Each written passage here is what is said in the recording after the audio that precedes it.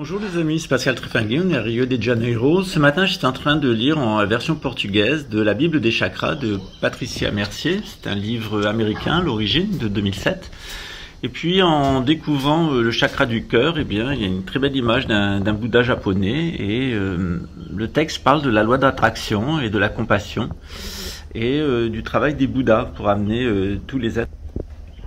Dans le monde qui nous entoure, on vit dans un monde qui est gouverné par la démocratie et qui est gouverné par l'argent.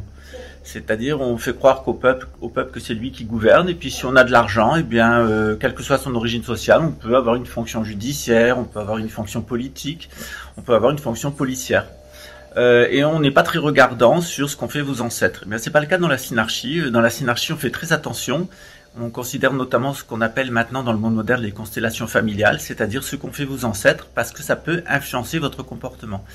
Et dans le cas qui va suivre, eh bien, on va parler de deux personnages. Le premier personnage qu'on va appeler R, eh bien, sa famille était impliquée dans le génocide, dans les génocides de l'Allemagne nazie, en particulier dans un camp de femmes en Pologne où étaient exterminées des femmes et des enfants, femmes qui étaient violées et enfants qui étaient exterminés par les bourreaux polonais. L'autre, c'est une famille brésilienne qu'on va appeler Medo, comme la peur en portugais. Et cette famille-là, elle occupe maintenant des fonctions politiques, des fonctions judiciaires, avec des liens dans les carrières policières, des réseaux de corruption en particulier. Et ces gens-là, en fait, ce sont des descendants de Portugais qui, quand ils sont arrivés au Brésil, étaient un couple de prostituées qui avaient un bordel. Donc en l'espace de 2 générations, la famille a évolué. Alors on ne sait même pas s'il y a un lien génétique entre le père et les fils, parce que bon, quand la mère est une pute dans un bordel, c'est toujours difficile de savoir. Surtout à l'époque, il n'y avait pas d'analyse génétique. Il faudrait peut-être aller déterrer le grand-père pour savoir si on en est vraiment le descendant. Ça posera même des problèmes en droit de succession. Encore que, il suffit de déclarer qu'on est le père et puis ça suffit. Et vous allez voir qu'en réalité, eh bien, nos institutions, dans la synarchie, elles fonctionnent parce qu'on tient compte de la nature psychique des gens et on tient compte de leur famille. On tient compte du caractère des gens et on tient compte de l'orientation générale de la famille. C'est pour ça que la synarchie, ça peut tenir pendant des millénaires, comme en Chine, ou des centaines d'années, comme au Maroc. Malheureusement, si c'est plus le cas en France, ça n'a jamais été trop le cas au Brésil, qui s'oriente seulement vers une synarchie dans les années à venir. Et je vais vous parler maintenant malgré tout le respect que j'ai pour l'institution judiciaire, malgré tous les respects que j'ai pour l'institution policière et malgré tous les respects que j'ai pour l'institution politique, le cas d'une famille qui en réalité est une famille de proxénètes et qui n'a pas changé ses habitudes et qui a amené la prostitution, le trafic de drogue, tout ce qui était lié à ce bordel dans le domaine judiciaire, dans le domaine politique. Et comme par hasard, c'est ces personnes qui est allé chercher une personne qui est en procédure judiciaire contre moi pour faire valoir ses intérêts, en particulier avec un appel transatlantique de son frère qui lui-même semble bien être impliqué dans des réseaux de très grande criminalité au niveau international. Alors, comme vous allez le voir à la suite, aujourd'hui, on devait avoir une vidéo en réponse à une autre vidéo qui avait été faite sur une chaîne suisse. Or, cette chaîne suisse, sans m'en avertir, sans me donner de droit de réponse, avait tenu contre moi des propos parfaitement diffamatoires d'un couple d'escrocs, dont il s'est avéré que le monsieur travaillait pour la DGSE, c'est-à-dire la Direction Générale des Services Extérieurs, c'est-à-dire le service de renseignement de l'armée, et qu'une autre personne l'avait précédé pour infiltrer mon projet, qui travaille pour la DGSI, la Direction Générale de la Sécurité Intérieure, la Sécurité Extérieure, Sécurité Intérieure, voilà. Le fait est, c'est que ce monsieur a porté plainte contre moi pour menace de mort, ce que je n'ai jamais fait, j'ai jamais menacé de mort. C'est un mythomane, paranoïaque. Mais en tout cas, ça avait une utilité, c'est qu'il voulait me faire taire. Donc non seulement j'ai pas de droit de réponse sur la chaîne, non seulement je n'ai plus le droit de m'exprimer sur le sujet parce qu'il y a une procédure judiciaire, et que ce monsieur veut me faire taire par tous les moyens. Alors après le harcèlement économique, après le harcèlement médiatique, après le harcèlement moral, et les tentatives d'homicide, on en est maintenant au harcèlement judiciaire. Ça vous dire d'ailleurs à quel titre ce monsieur doit se chier dans son froc, parce que moi de mon côté je sais la vérité sur lui, je ne répète pas des mensonges, je sais toute sa carrière, je sais toute l'origine de sa famille, je sais tout de ses pratiques à l'intérieur de sa famille. D'ailleurs je vous laisse voir une vidéo où les aveux sont complets. Il suffit de lire entre les lignes, on voit le personnage imbu de lui-même, menteur comme un arracheur de dents, et qui met un grand blanc après qu'on lui parle de ses rapports un peu particuliers qui ont généré tant de souffrance chez sa fille et sa petite fille qui est aussi sa fille. Donc je vous laisse voir la vidéo à la suite. Évidemment, je peux absolument plus m'exprimer sur ce sujet. Je peux juste vous laisser cette vidéo. Donc la vidéo qui était, vous allez le voir, prévue aujourd'hui avec plusieurs témoins, eh bien je ne peux pas la diffuser. Voilà, c'est ce qu'on appelle en Suisse très certainement la liberté d'expression. C'est-à-dire les Suisses ont le droit de tout dire, mais les autres ont juste le droit de fermer leur gueule. Mais on avait compris que les Suisses étaient des nazis, qu'ils avaient été impliqués dans le Troisième Reich et pire depuis plusieurs générations. Bonjour les amis, j'espère que vous allez bien, je suis Pascal Trefingui et on est à Rio de Janeiro. Aujourd'hui, je devais diffuser une vidéo d'un témoin des difficultés qu'on a eues dans le cadre de mon éco-village, de notre éco-village, avec un de nos partenaires, dont je ne peux pas dire le nom de famille, je peux juste l'appeler par une lettre, on va l'appeler R, tout simplement parce qu'il a porté plainte contre moi pour menace de mort, et qu'il a fait intervenir un certain nombre de faux témoignages dans un délire typique des gens qui ont des choses à se reprocher. C'est ce que j'ai fait remarquer aux autorités judiciaires. C'est-à-dire que ce monsieur tente de m'intimider et il tente de m'empêcher de témoigner, de faire témoigner d'autres personnes dans le cadre de la façon dont sa femme a géré les finances de l'éco-village et lui a géré nos activités économiques, ainsi qu'un certain nombre de choses fâcheuses sur sa vie privée pour lesquelles il entend me faire taire. Alors, j'en prends acte, et comme il y a une procédure judiciaire, eh bien, je ne peux pas donc commenter ni poster ma vidéo aujourd'hui. Non pas que ça ferait striker ma chaîne, mais que au Brésil, il faut respecter le code de procédure pénale, il faut respecter les institutions judiciaires, ce que lui ne fait pas. Et donc, je ne peux pas diffuser ma vidéo qui pourrait être une tentative de l'intimider, etc. Donc, on va faire confiance aux autorités judiciaires jusqu'à un certain point. Et puis, parce que vous savez que moi, j'ai un passif, non pas avec les autorités judiciaires en général, parce que j'ai confiance dans les autorités judiciaires, quel que soit le pays, que ce soit une monarchie, une république, mais je n'ai pas confiance dans le personnel, en particulier une partie du personnel judiciaire. C'est pas tout le personnel judiciaire. En cour d'appel à Luxembourg, j'ai eu des magistrats remarquables. On peut pas en dire autant de la représentante du ministère public qui a vu sa carrière battre de l'aile par la suite, ni de ce qui s'est passé en première instance, qui a donné une vision de l'institution judiciaire luxembourgeoise absolument épouvantable, qui l'a traîné dans la boue.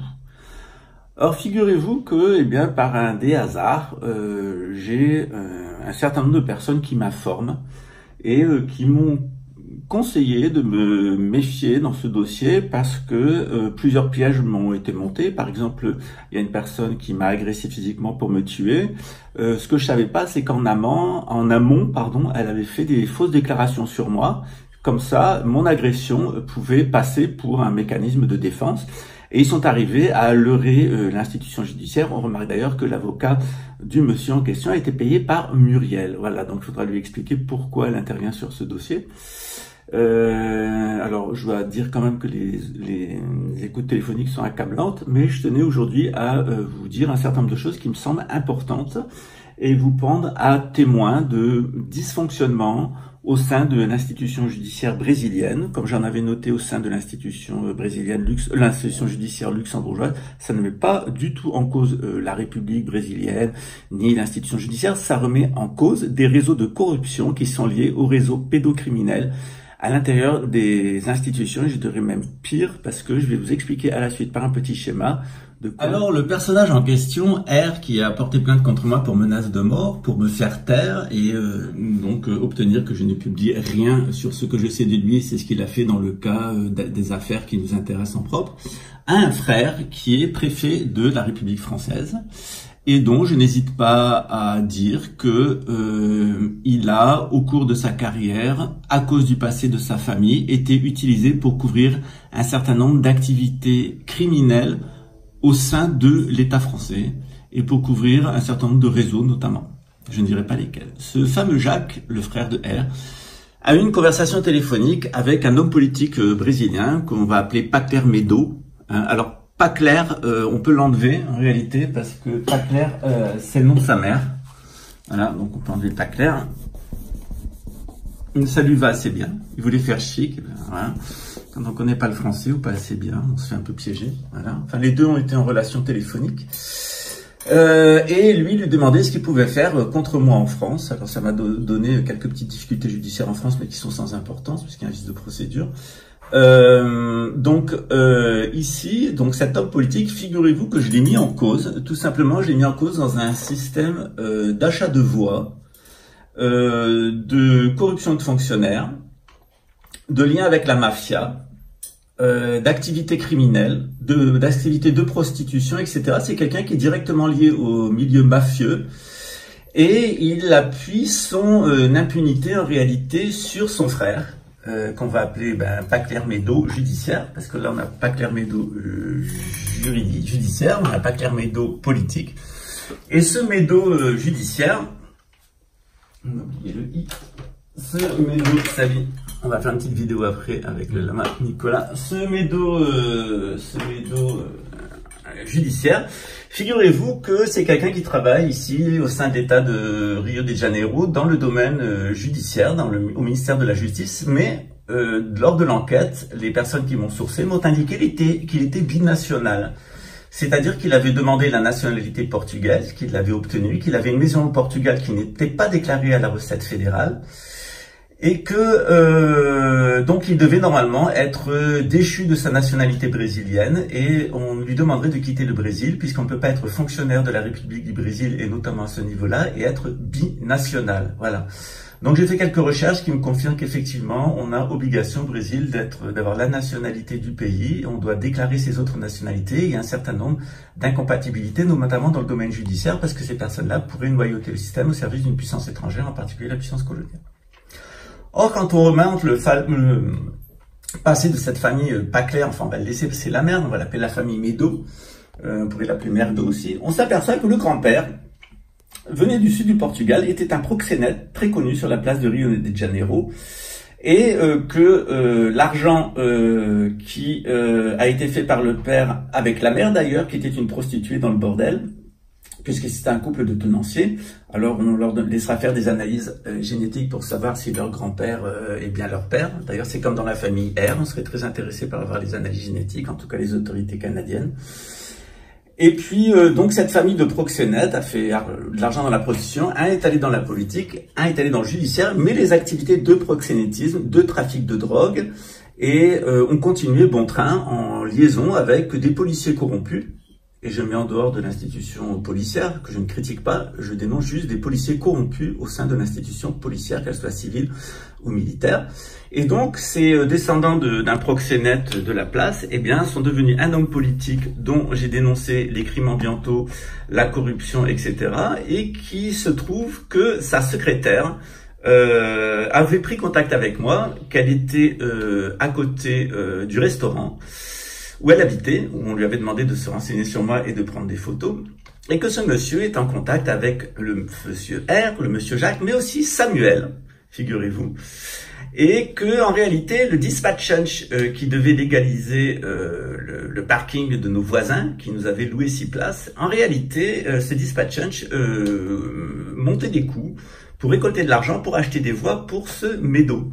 Donc, on s'aperçoit que Monsieur R, dont on ne peut plus parler, dont le frère Jacques, a été en contact avec un homme politique brésilien absolument corrompu, dont le frère binational, alors que c'est interdit par la loi, est là pour infiltrer l'organisation judiciaire, et que tous deux viennent d'une vieille famille de proxénètes. Or, j'ai été un petit peu stupéfait que, enfin, j'étais pas un peu stupéfait parce qu'on m'avait prévenu, que Monsieur R puisse obtenir très facilement des audiences judiciaires, alors que moi-même, malgré des noticias criminalistes et des dossiers parfaitement bien montés, j'attends toujours qu'on me fasse droit. Donc y a-t-il une volonté au sein de la justice brésilienne de ne pas me donner mes droits constitutionnels, mais de donner un passe-droit à Monsieur R, dont le frère Jacques est lié à certains réseaux, et notamment avec des liens au Brésil, avec une famille de proxénètes notoires qui sont non seulement en situation d'indélicatesse par rapport à leur propre pays, mais aussi impliqués dans du trafic de drogue, de la prostitution,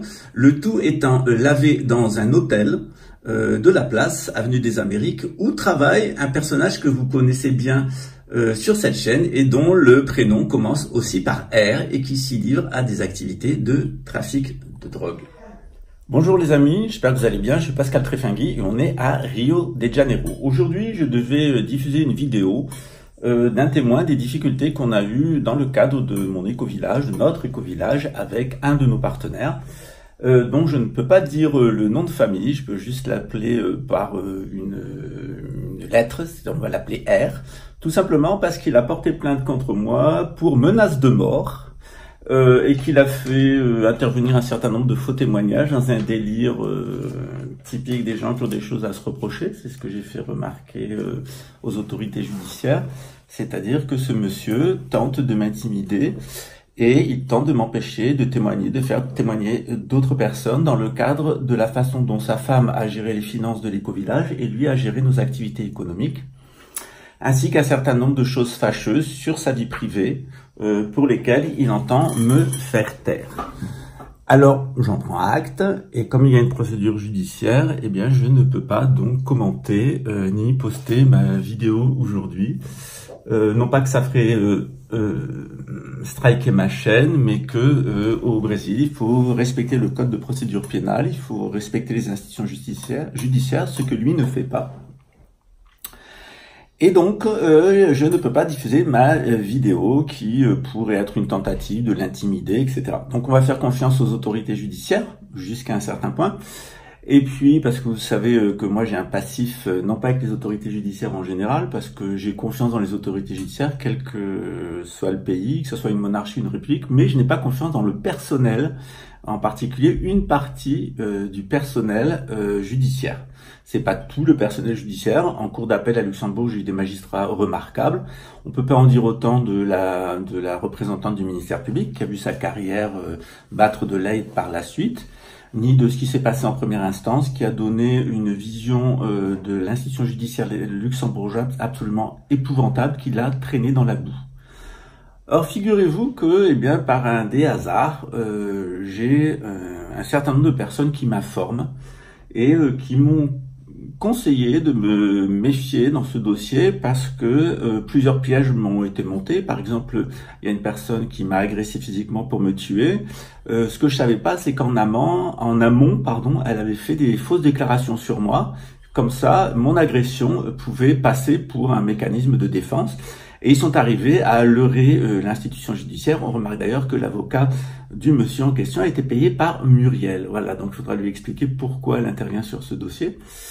Alors, je dois dire quand même que les écoutes téléphoniques sont accablantes, mais je tenais aujourd'hui à vous dire un certain nombre de choses qui me semblent importantes et vous prendre à témoin de dysfonctionnements au sein de l'institution judiciaire brésilienne, comme j'en avais noté au sein de l'institution brésilienne, l'institution judiciaire luxembourgeoise. Ça ne met pas du tout en cause la République brésilienne, ni l'institution judiciaire. Ça remet en cause des réseaux de corruption qui sont liés aux réseaux pédocriminels à l'intérieur des institutions. Je dirais même pire, parce que je vais vous expliquer à la suite par un petit schéma de quoi il s'agit. Alors évidemment, il est toujours difficile de dénoncer son père aux autorités quand le père est un pédocriminel, qu'on a été en situation de syndrome de Stockholm. Et il est aussi quelquefois difficile pour une mère d'avouer que son enfant a subi des attouchements sexuels par un père indigne qui est aussi son propre père. Voilà, à la fois père et à la fois grand-père.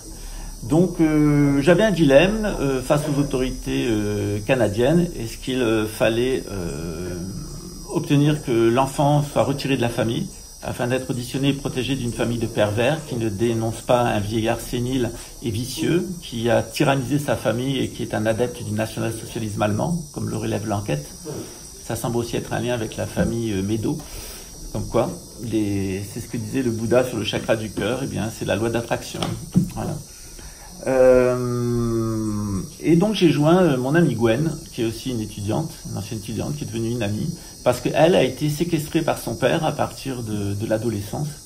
Et puis son père lui a fait 2 enfants et il l'a mis en situation de séquestration mentale. Elle a eu beaucoup de mal à se sortir de l'emprise psychologique. Et je lui ai demandé de prendre contact avec la dame en question. Et moi-même, j'ai échangé longuement avec elle, puisqu'en fait, elle a attiré mon attention non pas sur l'auteur, qui est un bourreau, mais qui est un malade mental, non pas sur la victime, qui a eu beaucoup de problèmes psychiatriques justement à cause de l'abus sexuel et puis à cause de l'inceste, mais sur les enfants qui sont nés en m'expliquant que pour les enfants, c'était un très grand désarroi de savoir qu'ils étaient le fruit d'un inceste et d'un viol, en réalité, d'un abus mental, une séquestration mentale qui s'est traduite par de l'inceste. Et donc j'étais un peu attentif à ce qu'elle allait me dire. Et puis finalement, dans le cadre de l'enquête, j'ai eu accès à des informations qui m'ont ému.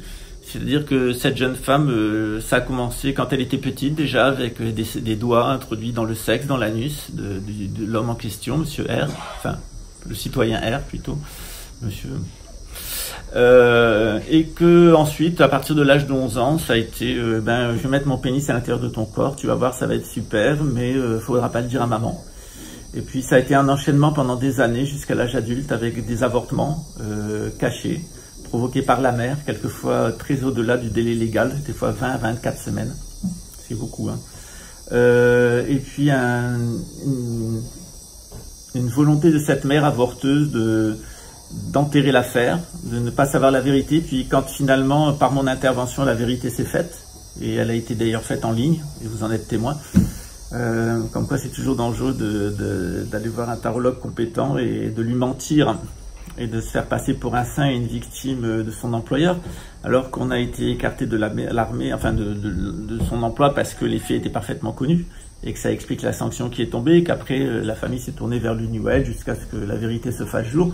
Mais le chemin de guérison, il est encore long. Donc je voulais avoir l'avis de Gwen sur ce qu'on pouvait faire pour la victime, et puis surtout pour le fruit de l'inceste, parce que ça va être de graves problèmes psychiatriques. Est-ce qu'il faut retirer les enfants? Est-ce qu'il faut dénoncer aux autorités? Parce que je ne peux pas trop en dire sur le sujet, notamment le fait que la mère l'ait fait, cette dénonciation ou pas, et qu'elle ait la garantie de garder son enfant. Je ne peux pas vous en dire plus sur ce sujet. Mais en tout cas, quand on voit dans les écoutes cette jeune fille qui dit qu'à 11 ans, elle sentait tout le corps de son père sur elle, qu'elle était immobile, que ça a duré des semaines, qu'à chaque fois que sa mère allait travailler, le père en profitait, que c'était des heures de tourmente, où il introduisait son sexe dans sa bouche, dans son vagin et dans son anus. Et ça a été des années de sévices sexuels par cet homme infâme, qui veut faire taire, comme il a fait taire sa fille, comme il a fait taire sa femme, et comme ils se sont tous les deux enfermés dans le silence des avortements, le silence de l'inceste, eh bien cet homme veut faire taire à tout prix et par tous les moyens, jusqu'à mener des attaques financières, jusqu'à mener des attaques médiatiques, des attaques physiques, criminelles, puis des attaques judiciaires, et pour se protéger, aller chercher des réseaux pédocriminels, de prostitution et de trafic de drogue, et d'y impliquer des personnes qui semblent prédisposées à ce genre d'affaires, notamment le fils d'un narcotrafiquant et puis un voyou de favela. Voilà, donc ça en dit long sur le personnel que recrute la République. Je dois dire que à Luxembourg, le juge Prosper Klein a déshonoré l'institution judiciaire, qui s'en est mal remise à Luxembourg. Ça a été un drame pour les Luxembourgeois de voir que leur institution judiciaire était menée par des malades mentaux, homophobes, xénophobes, antisémites et hitlériens, comme cet être infâme, hein, le fameux Prosper, celui qui, ça ne nous intéresse pas. Voilà. Donc l'arbitraire complet, hein, le procès arbitraire. Capable de vous légitimer un asile politique dans n'importe quel pays civilisé. Et donc maintenant, le déshonneur, il est contre l'institution du renseignement français, qu'il soit civil et militaire. Mais avec Gérard Fauré, vous aviez déjà vu à quel point, pas tout ce service de renseignement, évidemment, il y a des gens qui font bien leur travail, qui sont des gens honnêtes, mais que ces services-là étaient gangrénés par la pédocriminalité, par le trafic de drogue, par des réseaux véritablement criminels, et que Gérard Fauré a eu à cœur de dénoncer tout ça pour y avoir participé lui-même. En tout cas, moi, à chaque fois que j'ai critiqué ces services, c'était des individus, et j'ai sourcé avec des articles de presse ou des procédures judiciaires, c'est pas des a priori. Il faut savoir que ces institutions-là, pour se protéger, créent ce qu'on appelle l'écran de fumée, c'est-à-dire que pour que les fonctionnaires convenables continuent à y travailler, sans des gens honorables, eh bien, on leur cache que leur véritable employeur, c'est le système bancaire, qui a un programme qui est en place, et on y reviendra sur la crise en Ukraine dans une vidéo aujourd'hui.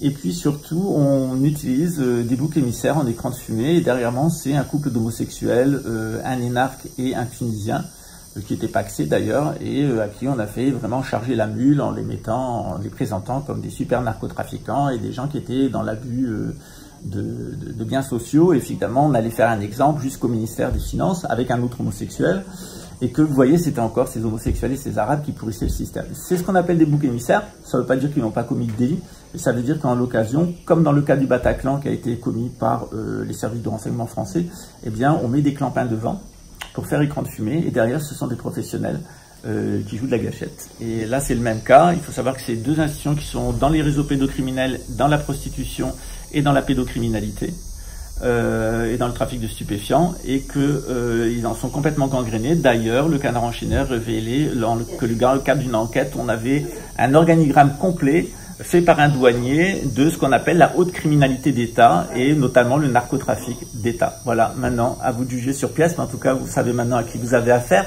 ce qui a légitimé leur venue ici, et pourquoi, eh bien, vous ne voyez plus Gérard Fauré sur ma chaîne, parce que l'un comme l'autre, nous avons été menacés.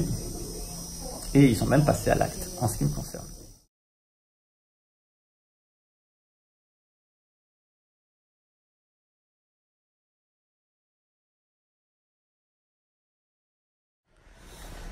Je dois rajouter aussi que, d'après les informations que j'ai de la recette fédérale, l'hôtel en question est sous investigation parce que malgré les mois de fermeture, le chiffre d'affaires ne correspond pas à la fréquentation de l'hôtel. En particulier, il est très facile pour la recette fédérale de compter le nombre de fenêtres allumées dans un hôtel et d'en calculer la fréquentation. Or, quand il n'y a pas de fenêtres allumées ou très peu, et puis qu'il y a une fréquentation de l'hôtel, c'est qu'il y a une activité de blanchiment d'argent, mais il y a aussi d'autres moyens de traquer les activités criminelles. Et il semble que cette famille, depuis son bordel initial, quand ils sont arrivés du Portugal et que le père et la mère ont commencé à tapiner pour construire un petit empire ici, jusqu'à placer leurs rejetons dans des fonctions politiques et judiciaires où ils pouvaient servir les intérêts des mafieux locaux avec lesquels ils sont toujours liés, eh bien, il y a quand même un certain manque d'intelligence sur la manière de blanchir l'argent du crime, et qu'il est très facile d'ailleurs de démasquer ce qui a été fait. Il est clair qu'une fois que le frère judiciaire aura choisi quelle nationalité il veut avoir, et que de toute façon il est viré de l'institution judiciaire, il faut déjà qu'il le comprenne, hein, c'est fini pour lui. Quant au frère, il risque de se retrouver derrière les barreaux pendant un long moment pour avoir aidé un insignifiant petit français, un insignifiant petit colonel à monter une vengeance criminelle pour cacher des faits de pédocriminalité. Mais prendre de tels risques pour un homme qui en vaut aussi peu la peine, on se demande bien ce qui est passé dans la tête de cette famille, je dois dire, de Médot.